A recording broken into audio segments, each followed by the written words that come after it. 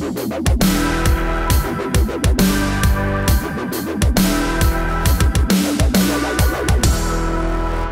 president's new budget is out as of Tuesday, and everybody's happy. No, just kidding. Hi, I'm Scott Hott with Bill Whittle and Stephen Green, and this is Right Angle, brought to you by the members at BillWhittle.com. Well, President Trump introduced his first budget outline, and I say outline because no president's budget introduction is really more than an outline. Congress is going to tear that puppy apart. But the president's budget received a universal acclamation from the left for two things.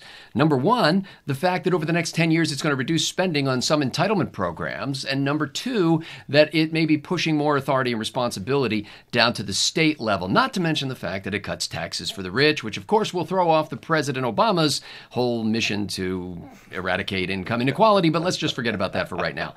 But gentlemen, I think this is an apt time to just review the central concepts of how capitalism works and how the federal government's budget interacts with the aforementioned, fiscal and monetary system that we've come to know and love these last 200 and some years. I find it fascinating, and let me start with you, Stephen Green. I find it fascinating that in a system where we have been outspending our income for years now and have racked up an incredible, not only an annual deficit, but an incredible 20 million plus or 20 trillion plus national debt, if you don't include all the other stuff. That's just the basic, national debt. That the immediate outcry is, oh my goodness, this budget spends less money. What do you make of this, Stephen Green? It's politics as usual, isn't it? Politicians get elected on the promise to, conservative politicians anyway, get elected on the promise to cut spending, and they get reelected for not having cut spending. And Trump's budget, I think the figure is $3.7 trillion in reductions spread out over the next 10 years, which is not even 1 year's spending. We spent over $4 trillion now, or right about $4 trillion. And we are on a course right now. We are on a railroad track right now, back to trillion-dollar deficits. It was one thing for Obama to have $1 or $2 trillion deficits when we were trying to spend our way out of the Great Recession, which, by the way, didn't work. The recession was technically over before one of those stimulus dollars was spent.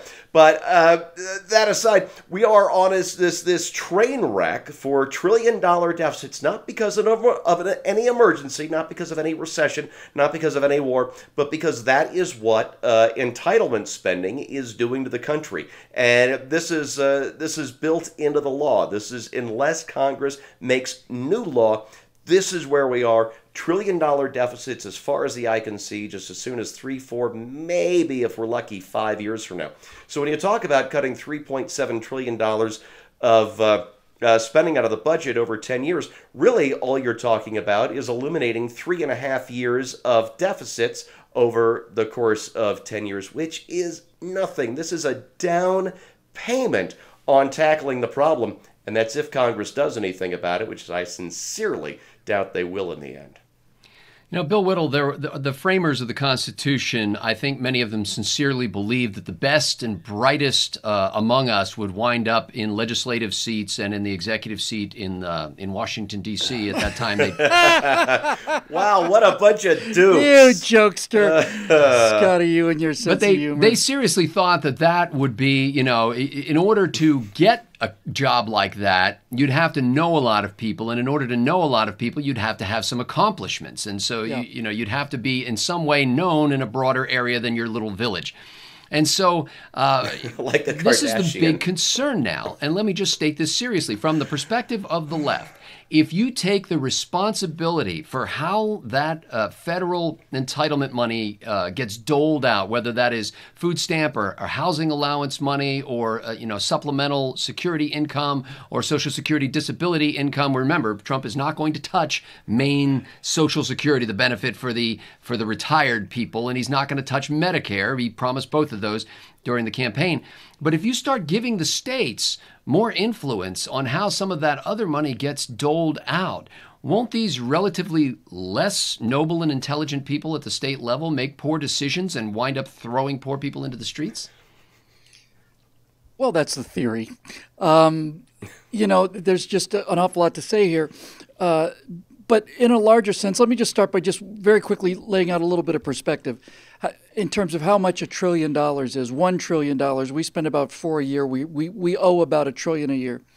If you spent $1 million a day since the birth of Christ, you would not have $1 trillion yet. $1 million a day for every day since the birth of Christ, you'd be 3/4 of the way there. That's $1 trillion. So the numbers are so huge that they don't mean anything anymore.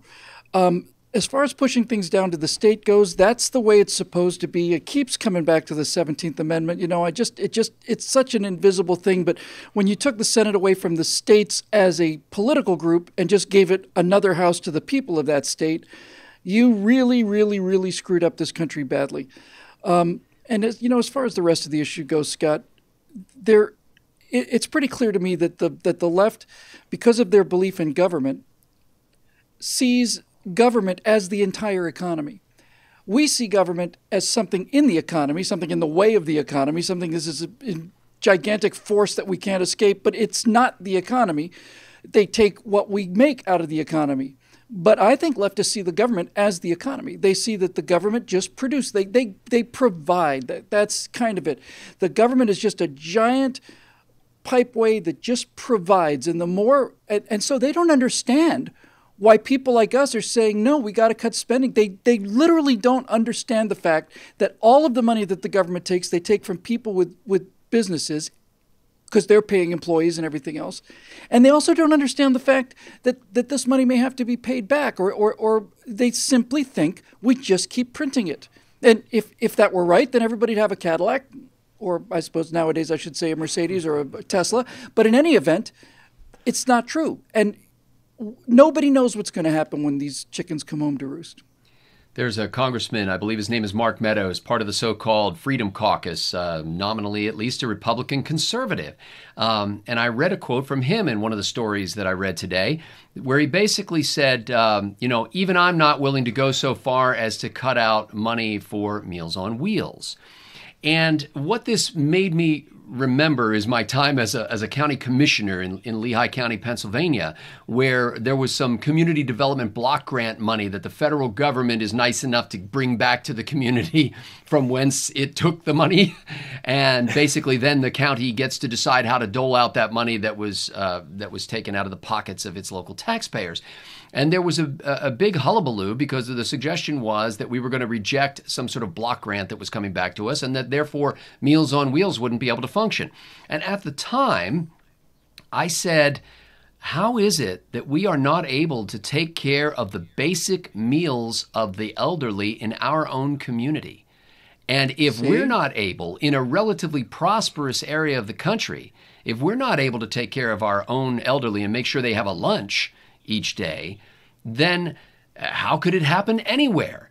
And if it can't happen anywhere, then what makes us think that taking money from a single mom in Seattle, Washington, and putting it into Lehigh County, Pennsylvania, in order that we can provide a lunch for an elderly person in our own backyard, why do we think that will work? And the only reason it works is because of what Bill just stated, because we can print money and we can borrow money. In other words, it doesn't really work. That 67-year-old woman is being fed from the pockets of her great-grandchildren. And at some point, there's not going to be any more money in the pockets of her great-grandchildren. So I hope as we go through this budget process, which is bound to be fraught with all kinds of debate about how much and to whom and who gets control, that we liberty lovers don't lose control of this central idea that as long as we concede that there's a debate to be had on these topics, we've conceded the whole principle. We have agreed with the left that it's only a matter of how much and who controls it, and it happens at the federal level, and we've lost our principled moorings. I hope that doesn't happen to us again this time. For Bill Whittle, Stephen Green, and Scott Ott, this has been Right Angle, brought to you by the members at BillWhittle.com.